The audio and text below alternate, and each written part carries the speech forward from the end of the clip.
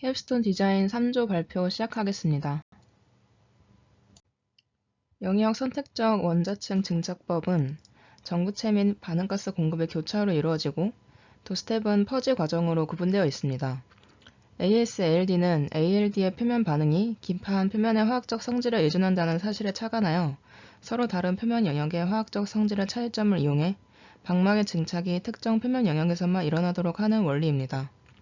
ASALD는 기존 패터닝 공정에서 필요한 리소그래피 공정과 식각 공정이 필요 없이 설계한 표면에만 자기 정렬된 방막을 증착할 수 있다는 큰 장점을 가지고 있기 때문에 리소그래피 기반 패터닝의 한계를 극복하여 서로 다른 기재 영역을 더욱 세밀하고 정확하게 제어할 수 있습니다. 본 과제에 해당하는 층간 유전체로서의 SiO2 방막의 ASLD가 SIN이 아닌 SiO2에만 필요한 이유에 대해서 설명드리겠습니다. 보다 높은 메모리 밀도에 대한 지속적인 요구에 따라 3DV 난드에서 적층되는 SiO2, SIN 층의 수가 증가하고 있으며 그 결과 종양비가 증가하고 SiO2, SIN 티거 크기가 수직 방향으로 감소하고 있습니다. 이에 종래의 하향식 리소그래피 에칭 공정에 의해 정보 저장층, 특히 연속적인 SIN 전압 트래층을 갖는 낸드 셀들이 형성되는 경우 셀 간 불균형성 및 간섭 문제가 발생할 수밖에 없습니다. 이를 방지하기 위해 SIN CTL 전압 트래층이 불연속적인 낸드셀 형성을 위해서는 층간 유전체로서의 SiO2 방막의 ASLD가 SIN이 아닌 SiO2에만 필요합니다. ASALD 방막 증착 공정은 기판 표면에서 금속 전구체의 화학적 흡착 및 반응가스와의 반응에 따라 핵생성이 일어나면서 시작되는데 이때 방막이 증착되는 표면 영역을 성장 영역이라 하고 아닌 부분을 비성장 영역이라고 표현합니다. 저희가 극복해야 할 이슈는 선택도 차항을 높이는 것인데요. 성장 영역에서는 ALD 사이클에 따른 방막 증착 두께가 초기부터 성형적으로 증가하는 반면에 비성장 영역에서는 초기 일정 사이클 동안 방막의 증착이 일어나지 않습니다. 이처럼 성장이 억제되는 현상을 핵생성 지연이라 표현합니다. 또한 핵생성 지연이 발생하는 것을 선택도라고 표현하고 이러한 성장이 유지되는 정도를 선택도 창이라 부릅니다.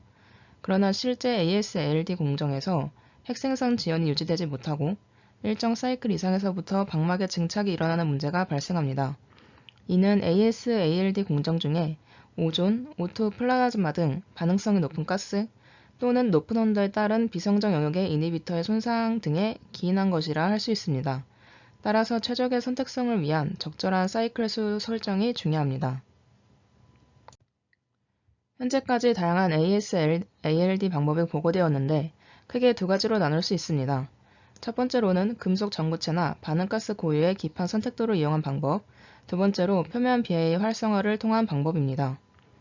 반응가스 고유의 기판 선택도, 이니비터 프리 ASALD의 경우 금속 전구체 고유의 기판 선택적 반응을 이용하는 ASALD는 표면 비활성화를 통한 것과는 다르게 SAM 또는 SMI와 같은 억제제를 사용하지 않기 때문에 공정이 비교적 간단하며 2리미터 분자 조입에 따른 불순물 오염 이슈가 없다는 장점을 가지고 있습니다.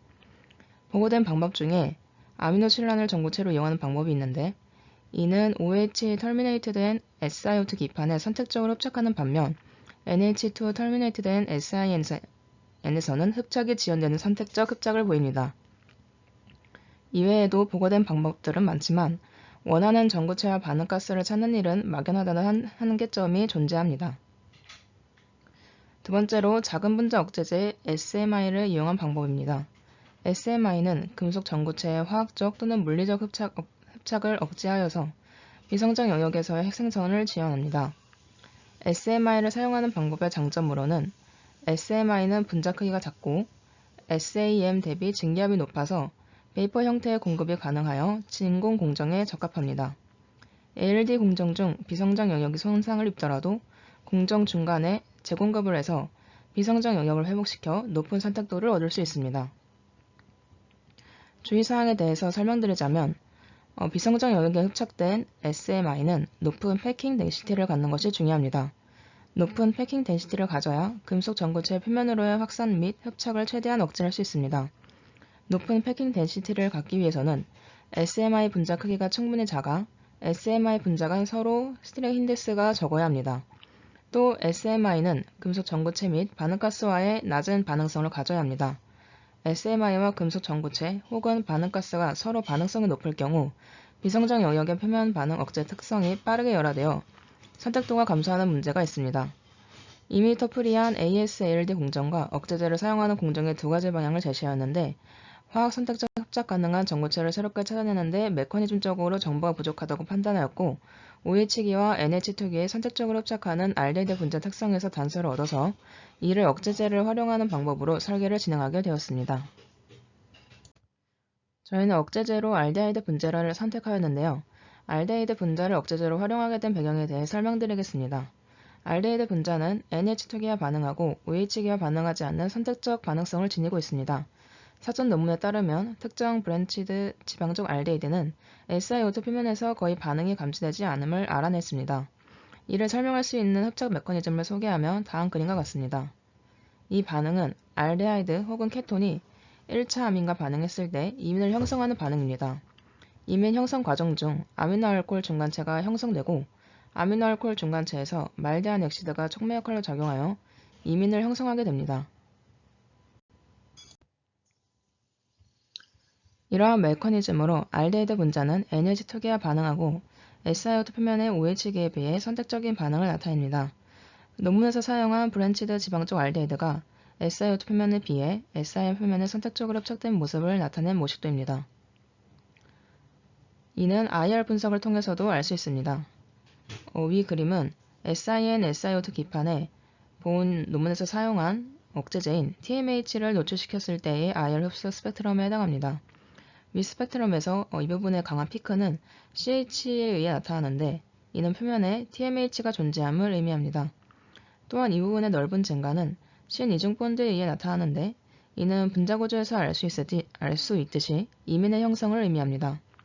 스펙트럼에서 이 부분의 증가는 NHX픽이 나타나는데 이는 아미노알코올의 형성을 의미합니다. 그래프에서 아미노알코올 형태 흡착을 나타내는 NHX픽이 나타나지만 이민 형태 흡착을 나타내는 분자픽의 증가가 훨씬 크므로 이민 형성이 더 월등함을 알 수 있습니다. 따라서 SiO2 표면에 비해 SiN과 흡착하는 알데히드 분자는 SiN 표면의 적절한 차단을 제공할 수 있습니다. 위 메커니즘에 따라서 알데히드 분자는 표면 NH2 그룹과 반응하여 이민 표면 링커를 형성하고 부산물로 H2O를 방출합니다. 그러나 일부 알데히드는 이러한 수분 제거 단계를 거치지 않고 아미노알코올로 표면에 부착된 상태로 남아있을 수 있습니다. 이는 분자의 전구체와 반응할 수 있는 OH가 존재하는 문제점이 있기 때문에 이러한 이민 형성을 유도하는 산촉매 도입의 필요성이 있습니다. 이는 뒤에서 설명하도록 하겠습니다.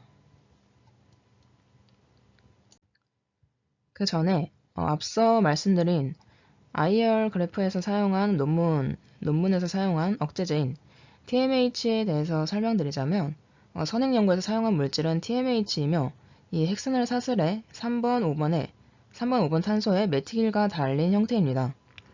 본 설계에서는 보다 성형 분자를 도입함으로써 패킹 덴시티를 높이려는 목적으로 이러한 선형 알데히드 분자를 고려하게 되었습니다. 단순한 성형 알데히드로 프로판을 들 수 있는데요.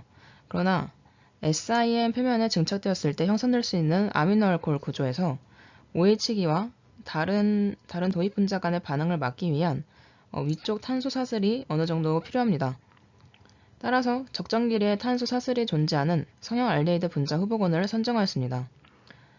이 중에 기상공정에 적용하기 위해 끓는 점이 높지 않고 산화에 민감하지 않으며 인체 위험 요소가 적은 요건 등을 고려하였고 최종적으로 이 헥사날을 억제제로 활용하고자 합니다. 헥사날은 실제 과일 맛을 제조하는 조미료 산업에도 활용되고 있으며 자연적으로 발생하여 인공적인 합성에 따른 비용 부담을 배제할 수 있고 130도에서 131도의 높지 않은 끓는 점을 가집니다. 또한 헤터넬과 달리 산화에 민감한 특성을 가지고 있지 않습니다. 이런 가격 측면에서도 사전 논문에서 활용한 억제제 TMH에 비해 이점이 있음을 확인할 수 있습니다.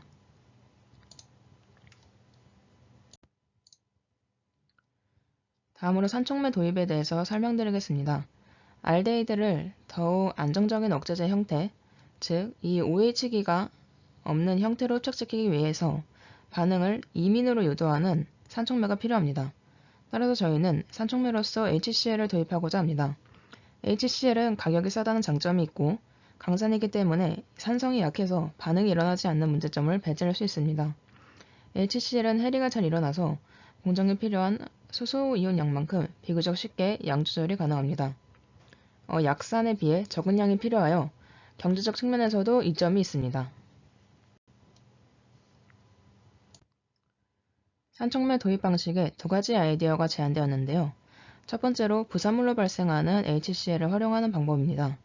사유머 규소나 HCDS와 같은 Cl 원자를 포함한 SI 전구체를 도입하여 증착의 결과로 나오는 HCl 부산물을 산촉매로 활용하는 경우 별다른 산촉매 도입 과정에 필요하지 않아 공정이 단순해지고 원료값이 저감되는 장점이 있습니다. 그러나 증착 과정에서 염기촉매를 사용하는 경우 잔여하는 HCl과 반응하여 염을 형성하는 문제점이 있습니다.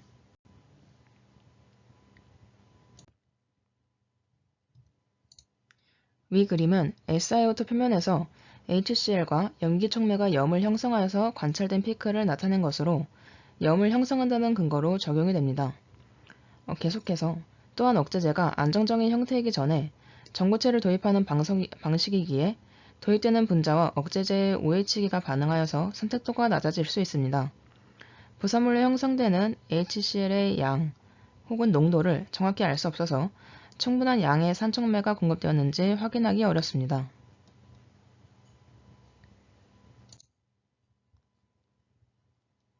따라서 저희는 ALD 전에 HCl을 직접 주입하는 방법을 산촉매 도입 방식으로 활용하고자 하는데요. ALD 공정 전에 억제제를 안정적인 형태로 만듦으로써 억제제가 다른 분자와 반응하는 문제점이 사라집니다. 또한 HCl의 노출 농도, 시간 등을 조절하여 필요한 양만큼 주입할 수 있습니다. 그리고 원료값을 추가로 고려해야 하고 공정시간이 증가한다는 단점이 있으나 공정을 안정적으로 가동한다는 점에서 위 방식이 적절하다고 생각됩니다. 억제제를 앞서 말씀드린 것과 같이 증착을 하고 전구체를 도입하는 과정에 대해 설명드리겠습니다. 저희가 선택한 프리커서는 TOS이고 H2O를 리액턴트로 NH3를 촉매로 사용합니다.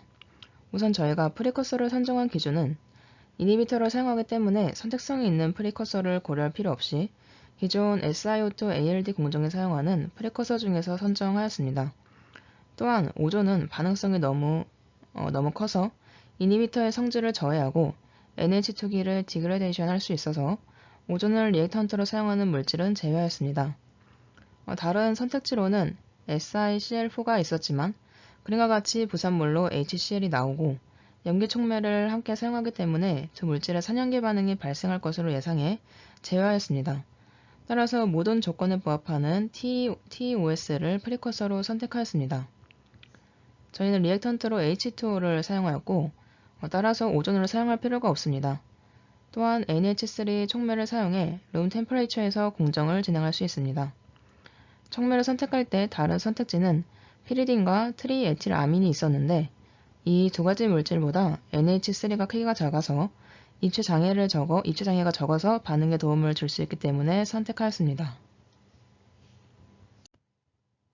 TOS와 SiO2 표면의 반응 메커니즘에 대해 설명드리겠습니다. A 반응은 프리커서 반응, B 반응은 리액턴트 반응입니다. 이러한 별표 표시는 표면 분자를 표시한 것입니다. 프리커서와 표면이 반응에 붙고 이후 가지끼리 반응해서 떨어지고 O를 사이에 끼고 SiO, Si 결합이 형성됩니다. 그리고 위쪽 분자는 결합할 가지가 없기 때문에 리액턴트로 H2O를 넣어 그 분자를 떨어뜨리고 그 위에 다시 방막 성장이 진행될 수 있도록 하였습니다.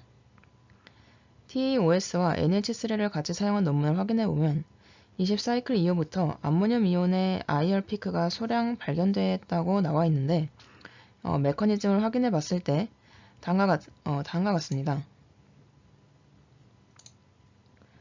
다음과 같은데 메커니즘을 보면 암모늄 이온이 반응에 참여하는 것은 맞지만 최종 반응물에서 NH3가 다시 나와서 원래 반응과 똑같이 진행되기 때문에 IR 피크가 발견된 것은 문제가 되지 않을 것으로 생각하였습니다. 이어서 발표 진행하겠습니다. 이 페이지에서는 앞서 다룬 이민 형성의 메커니즘을 보여주고 있습니다. 보시다시피 알데하이드나 케톤의 이민 형성 반응은 최종 생성물에 H2O를 포함하는 가역 반응입니다. 그렇기에 코리액턴트로 내어주는 H2O로 인해서 형성된 이민이 아미노알코올이나 알데하이드로 돌아갈 수 있는 문제가 있었습니다. 그러한 문제를 해결하기 위해서 저희는 해당 역반응이 일어나는 조건을 조사했습니다.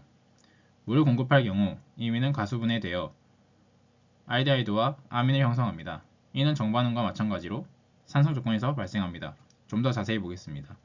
오른쪽 그림을 보시면 반응이 이민 형성과 동일한 중간체를 포함하고 단계만 반대로 진행되는 것을 알 수 있습니다. 이 메커니즘에 따라 역반응의 산성 조건을 형성하기 위해서 역시 산촉매가 필요하다는 것을 알 수 있습니다. 저희는 이 반응을 원치 않기 때문에 코리액턴트인 H2O를 공급하는 공정의 환경을 잘 컨트롤할 필요가 있었습니다. ALD 전 HCl을 주입해서 억제제를 안정적인 형태로 만든 후 충분한 퍼지 과정을 통해 기판 내 잔여 산촉매가 없도록 해야 합니다. 또한 ALD 사이클 중 H2O를 공급할 때 사용하는 촉매인 암모니아는 H+를 제공하지 않기 때문에 가수분해를 유도하는 산성 조건을 형성하기 어렵습니다. 이렇게 공정 조건을 잘 설정한다면 물이 존재한다 해도 역반응은 쉽게 발생하지 않을 것으로 예상됩니다. 그럼에도 역반응이 일어날 수 있는 가능성을 고려하여 ALD 사이클로 손상된 억제제를 이민 형태로 회복시키는 억제제 재공급 공정을 도입했습니다. 이 재공급 공정은 공정에 첫 억제제를 등착했던 방식과 동일하게 진행합니다. 앞서 말한 가역 반응을 고려하여 이니비터 주입 전에는 충분한 퍼지 과정으로 챔버 내부의 H2O를 완전히 제거해야 합니다. 그리고 이니비터 공급 후 산촉매인 HCl 역시 다시 주입해야 합니다. 그런데 강산인 HCl을 계속 주입할 경우 그 강산이 ALD 이후 증착된 SiO2 방막을 손상시키는 문제점이 고려됐습니다. 그래서 이를 최소화하기 위해서 HCl의 농도를 이너트 가스와 함께 공급하여 농도를 낮추는 방식을 고안했습니다. 저희의 아이디어를 검증하기 위해서 먼저 챗GPT에게 저희의 아이디어가 가능한지 물어봤습니다. 챗GPT에 따르면 HCl을 N2나 헬륨 가스와 같은 이너트 가스에 희석하여 HCl의 농도를 낮추고 이의 위험성을 낮추는 것이 가능하다고 합니다. 또한 추가적인 검증을 위해서 실제 연구 사례를 찾아봤습니다. HCl과 이너트 가스를 혼합한 카탈리스트를 ALD 공정에 사용했다는 논문을 발견하지 못했으나 HCl과 N2 믹스처에서 두 물질의 조성을 달리하여 농도를 낮춰 실험한 연구가 있었습니다. 해당 연구에서 나오는 그래프들입니다. 그래서 저희는 이너트 가스로 HCl 카탈리스트를 희석시키는 것이 가능하다고 생각했습니다. 그리고 이를 통해 방막 손상 문제점을 최소화할 수 있다고 생각했습니다. 이제부터는 저희가 구체적으로 어떻게 실험을 진행할 것인지 알려드리겠습니다. 먼저 이니비터의 증착입니다. 저희는 먼저 기판에 저희가 이니비터로 사용하기로 했던 헥사나를 공급할 것입니다. 그리고 아미노알코올이 형성되는 시간을 기다리는 아이들 타임을 도입했습니다. 해당 시간은 다른 ALD 논문을 참고하여 40초로 설정했지만 추후에 부족하면 늘릴 수 있습니다. 그 이후에 형성된 아미노알코올을 이민으로 바꿔주기 위한 산촉매를 넣습니다. 그리고 이민 형성 후에는 퍼지 프로세스를 합니다. 각 과정에서의 공정 조건을 설정해 보겠습니다. 먼저 헥사날의 공급 조건입니다. 이 수식은 헥사날의 베이퍼 프레셔와 온도의 관계식입니다. 외부 압력과 증기 압력이 같아지는 온도가 액체에 끓는 점인 정보를 활용하면 대기압보다 낮은 압력에서의 끓는 점을 알 수 있고 기상 공정을 위한 조건을 구할 수 있습니다. 30kPa에서 이니비터에 끓는 점은 365Kelvin이고 H2O에 끓는 점은 342Kelvin이기 때문에 95도 이상 30kPa의 조건에서 성공적인 기상 공정을 할 수 있습니다. 그리고 공급 시간은 TMAH를 이니비터로 사용한 논문을 참고하여 300초로 설정했습니다. 그리고 산촉매의 공급 이후 이민의 형성을 확인해야 합니다. 이민의 형성을 확인하는 방법으로 두 가지 방법이 있습니다. 먼저 IRAS를 이용하는 방법입니다. 이민이 형성됐을 경우 세 가지 단서를 발견할 수 있습니다.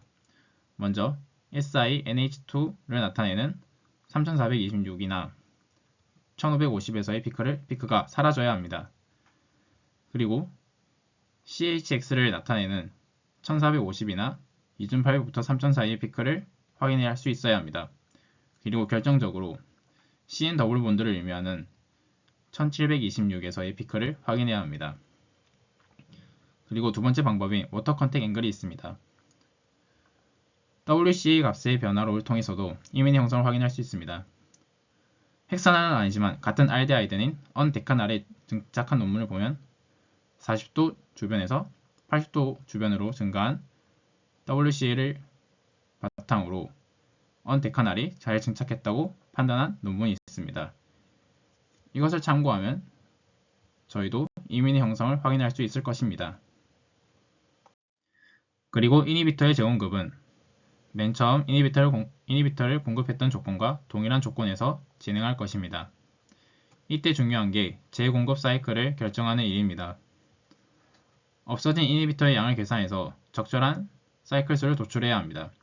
실험을 통해 몇 번째 사이클에서 선택도를 이뤘는지 확인을 해야 합니다.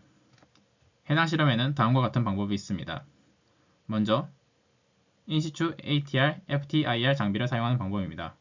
이 장비를 사용하면 웨이퍼를 챔버 외부로 꺼내지 않고 IR 스펙트럼을 확인할 수 있는데 SIN 기판에서 아미노알코올의 OH 피크가 관찰될 때 이니비터가 손상되는 시점이라고 할 수 있습니다.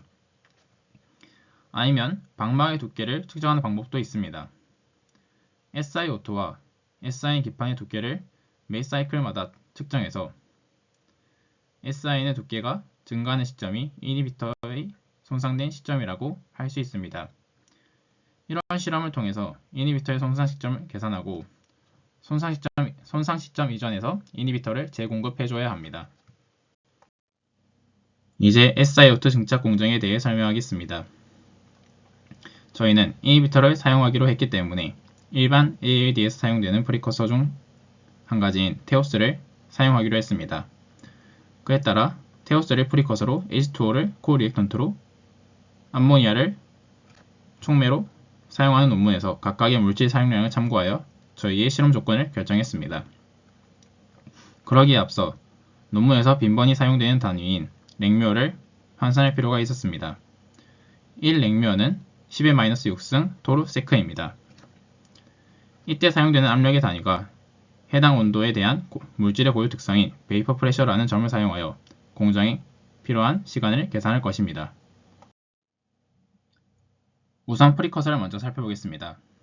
해당 논문에서 활용한 랭묘의 범위는 5.1 곱하기 10의 8승 랭묘부터 7.1 곱하기 10의 9승 랭묘까지 활용했고 온도 조건은 300켈빈에서 400켈빈입니다. 300켈빈에서 400켈빈에서 테오스의 베이퍼 프레셔를 그래프를 통해 확인할 수 있는데 300켈빈에서 약 55토르 그리고 400켈빈에서 약 445토르인 것을 알 수 있습니다. 이러한 수치들을 활용하여 공정에 필요한 시간을 계산할 수 있는데 5.1 곱하기 10의 8승 랭묘 그리고 55토르에서는 약 9초가 필요하고 해당 랭묘에서 프리커서를 455토르까지 늘리면 1초가량으로 줄일 수 있습니다. 그리고 7.2 곱하기 10의 9승 랭묘에서는 55토르일 때 130초 그리고 445토르일 때 16초가 필요한 것을 알 수 있습니다. 다음은 코리액턴트의 경우입니다. 논문에서 활용한 랭묘의 범위는 2.2 곱하기 10의 9승 랭묘, 1.2 곱하기 10의 11승 랭묘입니다. 실험 온도 조건 범위는 동일하게 300켈빈에서 400켈빈입니다. 이 온도에서 코리액턴트의 베이퍼 프레셔는 각각 27에서 1800 토르 정도입니다. 앞선 과정과 동일하게 계산하면 2.1 곱하기 10의 9승 랭묘 27토르일 때 약 83초가 필요하고 1800토르일 때 1.2초가 필요합니다. 1.2 곱하기 10의 11승 랭묘 27토르일 때는 약 4500초가 필요하고 1800토르일 때는 약 65초가 필요합니다. 프리커서와 코리액턴트는 온도와 시간의 조건이 좋다면 높은 랭묘에서 증착은 잘 일어나게 될 것입니다. 그러나 이것은 정비례한 것이 아니기에 임계점은 존재할 것이고 그 이상의 경우에서는 경제적으로 손실이 되는 요소로 작용할 것입니다. 따라서 저희는 경제성과 공정의 퍼포먼스를 고려하기 위해서 논문에서 활용한 랭묘 범위의 중간 정도의 값을 선택하기로 결정하였고, 같은 랭묘 값에서는 적은 시간이 공정의 경제성이 높다고 판단했기 때문에 온도는 400켈빈으로 실험 시간은 각각의 조건에서 중간 정도의 값으로 정했습니다. 그에 대한 결과로 프리커서는 약 6초, 코리액턴트는 약 20초로 사용하기로 했습니다. 이를 비교하기 쉽게 랭묘의 단위로 변환시키면 각각 2.67 곱하기 10의 5승 랭묘, 3.79 곱하기 10의 10승 랭묘로 나타낼 수 있습니다. 다음은 카탈리스트의 경우입니다. 실험에서는 카탈리스트를 사용하지 않은 0토르부터 100토르까지의 다양한 경우에 대해서 IR 스펙트럼과 함께 이야기를 열고 있습니다. 우선 0토르의 경우를 살펴보도록 하겠습니다. 촉매를 사용하지 않는 경우인 0토르에서는 테오스와 H2O의 증착에 큰 문제가 있습니다. 만약 촉매가 없고 다른 공정 조건이 동일하다는 가정하에 촉매를 사용하는 경우와 같은 퍼포먼스를 내기 위해서는 높은 온도가 필요합니다. 0토르의 경우에서는 대략 800켈빈 이상의 공정 조건이 필요합니다. 그렇지 않고 촉매를 사용하는 경우와 같은 온도에서 증착을 하게 되면 낮은 퍼포먼스를 얻게 됩니다. 이는 앞에 보이는 그래프를 확인하면 쉽게 알아낼 수 있습니다. 동일한 온도에서 공정을 진행한 실험을 비교하면 암모니아 없이 진행한 실험은 프리커스의 경우나 코리액턴트의 경우나 반응이 미비하다는 것을 알 수 있습니다. 다만 대량의 촉매가 있을 때를 살펴보면 공정 중 암모늄 이온의 발생이 쉬워져 반응이 한계점에 도달하기 쉽다는 결과를 이전에 실험을 통해 도출한 바 있습니다. 따라서 앞서 말한 두 조건의 중간 조건을 찾는 것이 중요하고, 실험을 진행하지 못하고 논문에 의지해야 하는 상황에서 논문에서 가장 효율적이라고 언급한 10토르를 NH3의 압력으로 사용하기로 했습니다. 다음은 논문에서 언급한 GPC와 그로스를 살펴보겠습니다. GPC는 약 0.08 나노미터를 보였습니다. 그리고 45 사이클 정도 진행이 되었을 때 3.5 나노미터의 방막 성장을 보고해 주었습니다. 해당 논문이 상온인 300켈빈에 초점이 맞춰져 있었다는 것을 유념해 보면 400켈빈으로 설정한 저희 조건에서는 더 높은 GPC와 더 높은 그로스를 얻을 수 있을 것이라는 예상을 할 수 있었습니다. 다음 내용은 트리트먼트 내용입니다. 먼저 프리트리트먼트에 대해 설명하겠습니다. SiN 기판을 공기 중에 노출시키면 네이티브 옥사이드를 형성하게 됩니다. SiN 기판 표면에 SiO2와 같은 OH 펑셔널 그룹을 가지게 되고, 이는 프리커서의 선택적 흡착을 어렵게 합니다.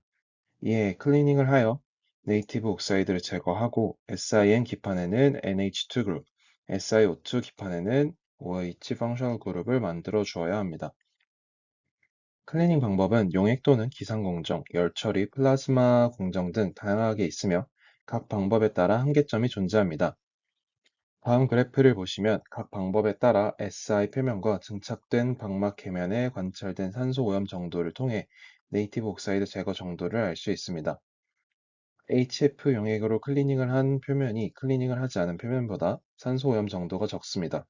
그런데 IPA라고 불리는 아이소프로필 알코올과 HF를 혼합해서 기상해서 클리닝한 표면이 가장 산소 오염 정도가 적음을 알 수 있습니다. 따라서 저희는 이 논문의 실험 결과를 바탕으로 이니비터를 증착하기 전 전처리 과정으로 HF와 IPA를 혼합한 기상 클리닝을 통해 기판에 형성된 네이티브 옥사이드를 제거할 계획입니다. 이 그래프는 HF와 IPA를 사용했을 때의 엣지 시간당 이루어지는 네이티브 옥사이드 엣지 그래프입니다. 위 논문에서 사용한 온도 조건은 25에서 50도씨였고, 압력 조건은 350토르 이하입니다. 네이티브 옥사이드를 최대한 많이 엣지시키기 위해 네이티브 옥사이드 엣지가 꺾이는 부분의 시간인 12초를 선택하였으며, 이때 12초 동안 네이티브 옥사이드가 약 9옴스트롱 정도 엣지됩니다. 이때 엣지 레이트는 0.75 옴스트롱 per sec, 45 옴스트롱 per minute이라는 값을 얻을 수 있습니다. 다음 그래프는 공급해주는 가스의 압력을 125토르로 설정하고 HF와 IPA의 부분압을 각각 20토르 대 8토르, 10토르 대 4토르, 5토르 대 2토르로 진행한 프로세스의 결과값입니다. 사실 공정 시간을 줄이기 위해서는 높은 에칭 속도 영역에서의 값을 채택하는 것이 유리할 것입니다. 하지만 그렇게 되면 에칭 시간, 온도 등의 변수들을 저희가 임의로 설정을 해야 하며 저희는 실험을 직접 진행하기 어렵기 때문에 정확한 값을 예측하는 것에 한계가 존재합니다. 따라서 처음 논문에서 언급했던 25에서 50도씨의 온도 조건과 350토르 이하의 압력 조건 하에서 최고의 에칭 속도를 얻어내는 것을 목표로 하였습니다. 그렇게 나온 최저의 값이 지금 보이는 동그란 영역입니다. 첫 번째 논문을 통해서 구했던 45 옴스트롱 per minut이라는 애칭 속도를 이용하고 첫 번째 논문의 온도 범위에 속하는 50도로 온도를 설정하였으며 그에 따라 해당하는 압력값인 HF를 5토르, IPA를 2토르, N2 가스를 118토르로 혼합한 가스를 공급해 주기로 결정하였습니다. 이때 흘러 들어가는 기체의 유량은 500ccm으로 공급해 줄 예정입니다. 따라서 정리해보면 125토르의 압력에서 온도는 50도씨로 12초간 500ccm의 기체를 공급해줄 예정입니다. 다음으로 SiO2 기판을 선택적으로 증착시킨 후 이니비터를 떼어내는 포스트 트리트먼트 후처리 공정에 대해 설명하겠습니다. 이민에서 알데하이드로 가는 역반응을 일으켜 이니비터를 제거할 것이고 이를 위해 산촉매 역할을 해줄 HCl과 물을 가스 상태로 공급해줍니다. 다만 H2O와 HCl의 공급 시간이 다르도록 H2O의 공급 시간을 HCl보다 더 길게 하려고 합니다. 이민의 가수분해 메커니즘을 보면 HCl은 촉매의 역할을 하여 HCl의 양은 유지되지만 H2O는 가수분해 결과물인 헥사날에부터 사라지게 됩니다. 따라서 HCl과 H2O의 공급을 똑같이 한다면 시간이 지남에 따라 산성해인 조건으로 바뀔 것이므로 물의 양이 더 많도록 조절할 것입니다. 이 그림은 예상 모식도입니다. N2를 캐리어 가스로 사용하여 HF와 IPA 베이퍼를 운송합니다. HF 소스와 IPA가 모두 챔버로 공급되며 이 가스들은 노즐을 통해 네이티브 옥사이드 위에 뿌려지게 됩니다. 후처리 공정에 사용되는 HCl과 H2O 또한 비슷한 방식으로 진행됩니다. 마지막으로 저희의 프로젝트를 요약하겠습니다. 저희는 ASALD를 보다 효과적으로 진행할 수 있는 방법으로 헥사나를 이니비터로 이용하는 방법을 설계했습니다. 프리커서로는 TOS와 함께 H2O 리액턴트로 NH3를 촉매로 사용해 기판의 손상을 줄이고 상온에서 공정이 가능하게 했습니다. 또한 HF와 IPA를 혼합해 전처리, H2O와 HCl을 혼합해 후처리 공정으로 진행할 것입니다. 최종적으로 저희 설계의 순서를 살펴보면 HF와 IPA를 혼합하여 기상으로 전처리를 하고 다음으로 이니비터를 증착시키고 SiO2 기판을 성장시키는 사이클을 진행합니다. 이때 억제제가 떨어지는 정도를 확인해 중간에 억제제 재공급 공정 또한 진행합니다. 마지막으로 이니비터를 제거하는 수처리 공정을 하며 공정을 마무리합니다. 이러한 설계를 평가해 보면 저희 설계 목표는 선택성과 증착 두께의 두 가지 관점에서 분석할 수 있습니다. 먼저 선택성, 셀렉티비티에 대해서는 이니비터가 프리커서와 코리액턴트의 접근을 잘 막을 수 있는지가 좌우합니다. 저희가 참고한 논문을 봤을 때 이니비터로 사용한 알데하이드가 SiO2층에는 결합하지 않고 SiN층에는 결합했다는 사실을 IR피크를 통해서 확인할 수 있었습니다. 참고한 논문과 본 설계의 이니비터는 알데하이드라는 공통점을 가지고 있기에 셀렉티비티가 있다고 예상할 수 있습니다. 두 번째는 증착 두께입니다. 이번 종합 설계에는 실험을 진행할 수 없으므로 실험 조건이 가장 유사한 논문을 참고했을 때 해당 논문은 300켈빈에서 0.07에서 0.08 나노미터의 그로스 펄 사이클과 그에 따른 증착 두께를 45 사이클 정도에서 3.5 나노미터로 예상하고 있었습니다. 그러나 본 설계는 400켈빈에서 증착을 진행하고 약 100사이클을 진행할 것이므로 논문에서 언급한 증착 두께보다 더 높은 증착 두께를 얻을 것으로 예상됩니다. 다음은 현실적 제약 조건입니다. 종합 설계에서 고려해야 하는 현실적 제약 조건에는 경제, 사회, 환경, 윤리, 미합, 보건 및 안전, 내구성 및 생산성, 산업 표준이 있습니다. 다만 ASALD의 결과물에서 미학의 영역은 판단하기 어려워 다른 조건만 다루었습니다. 경제 영역에서 저희는 별도의 애칭 공정 없이 이니비터의 역반응을 이용한 공정을 이용하기에 애칭 공정에서 주로 사용되는 플라즈마와 추가적 챔버의 사용을 줄여 경제성을 만족했습니다. 사회 영역에서 본 설계의 실험 결과가 성과가 있다면 차세대 NAND 플래시의 도래를 앞당길 수 있어 반도체의 다양한 분야에서의 발전을 기대할 수 있으며 이에 사회 전반에 긍정적인 영향을 줄 수 있을 것으로 판단됩니다. 환경 영역에서는 물질의 인체에 대한 유해성은 실험실 안전 수칙을 지키고 챔버 내에서의 실험을 진행할 경우 유해성이 인체에 미칠 영향은 크지 않을 것으로 예상됩니다. 그러나 실험에 사용되는 물질이나 반도체 폐기물은 많은 유해 물질을 포함하고 있기에 적절하게 처리해야 합니다. 윤리 영역에서는 본 설계를 진행하는 데 사용된 논문들의 출처를 언급했으므로 넘어가겠습니다. 보건 및 안전 영역에서는 설계에 참고한 논문의 실험이 안전성에 문제가 없었기에 본 설계에서도 안전성에 큰 문제가 없을 것으로 예상됩니다. 또한 플라즈마를 사용하지 않기 때문에 고전류 고압 장비를 사용할 이유가 없어 더욱 안정성에 대한 걱정을 덜 수 있습니다. 다만 HF와 HCl을 사용하는 공정이 포함되어 있기에 실험실 안전수칙을 지키는 것을 기억해야 하며 안전수칙을 준수하기만 하면 본 설계에서 진행되는 모든 공정은 보건 및 안전 영역에서 문제가 없다고 판단됩니다. 내구성 및 생산성 영역에서는 저희는 실험을 진행할 수 없기에 해당 제품의 지속적 운용 가능성에 대해서 판단하는 데 한계가 있습니다. 그러나 본 설계에 참고한 논문이 반도체적 성능과 내구성에 대해 지지해주고 있기 때문에 본 설계에서도 적절한 내구성을 가지고 있을 것이라 예상합니다. 생산 공정에서 소요되는 시간은 준수한 것으로 보이지만 물을 코리액턴트로 사용하기 때문에 해당 디포지션 부분에서 소요되는 시간이 비교적 큽니다. 그러나 반도체적 성능을 높이는 것이 우선된 목표이기에 이 정도의 시간은 감수할 수 있는 부분이라고 생각됩니다. 마지막으로 산업표준입니다. 산업표준 영역에서는 본 설계는 경제, 환경, 안전 등의 현실적 제약 조건을 통해 산업표준에 대한 기준에 대해 고려했습니다. 구체적인 수치는 실제 제품이 생산되었을 때 확인할 수 있으므로 해당 내용은 생략하겠습니다. 최종적으로 저희 설계를 정리 및 평가하겠습니다. 저희는 현재 논문으로 나오지 않은 새로운 방식을 선택했습니다. 알데하이드를 사용한 논문은 있었지만 이는 355 트라이메틸 헥사나를 사용했고 저희는 이와 다르게 헥사나를 사용했습니다. 또한 기존 ALD 방식에 적용한 적 없는 HFN IPA 전처리와 H2N HCl 후처리 공정을 생각해내어 새로움을 추가했습니다.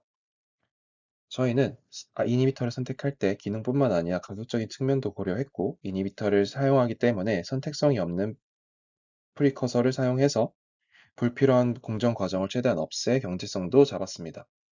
그러나 저희는 실험을 진행할 수 없었습니다. 따라서 이니비터가 공정을 진행하는 과정에서 몇 사이클 이후부터 떨어지는지, 후처리에서 몇 사이클을 진행하면 이니비터가 다 떨어지는지 등 정확한 수치를 파악할 수 없었습니다.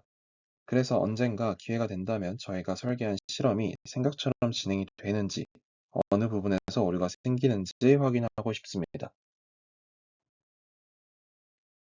다음은 저희가 설계 과정에서 참고한 논문들입니다. 이상으로 캡스톤 디자인 발표를 마무리하겠습니다. 긴 발표 들어주셔서 감사합니다.